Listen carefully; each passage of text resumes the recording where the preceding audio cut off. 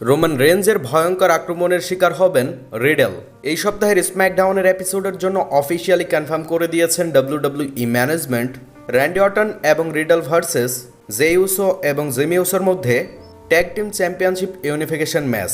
তবে গত সপ্তাহের স্ম্যাকডাউনের এপিসোডে দেখা গিয়েছিল রোমান রেঞ্জ তিনি প্রোমো কার্ড করছিলেন, সে সময়ে আরকে ব্রো তারা ইন্টারফেয়ার করার পরে র্যান্ডি অর্টন থাকা সত্ত্বেও র্যান্ডি অর্টনকে না জানিয়েই রিডেল রোমান রেঞ্জকে আঘাত করে সেখান থেকে র্যান্ডিকে নিয়ে পালিয়ে যান।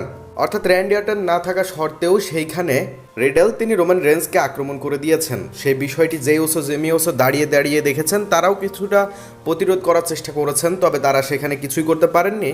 তবে যাই হোক, গত সপ্তাহের স্ম্যাকডাউনের এপিসোডে যেহেতু রোমান রেঞ্জকে ডিসরেসপেক্ট করা হয়েছে, উসোস ব্রাদারদের সামনে আক্রমণ করা হয়েছে, তো সমস্ত বিষয়গুলো মিলিয়ে একটা বিষয় বোঝা যাচ্ছে এই সপ্তাহের স্ম্যাকডাউনের এপিসোডে যেহেতু tag team championship unification match রয়েছে, সেহেতু রোমান রেঞ্জ সেইখানে ইন্টারফেয়ার করেই রিডেলকে খুবই ভয়ঙ্কর আক্রমণ করবেন এবং সেইখানে রোমান রেঞ্জের আক্রমণের প্রতিশোধটি নিয়ে নেবেন। ধন্যবাদ।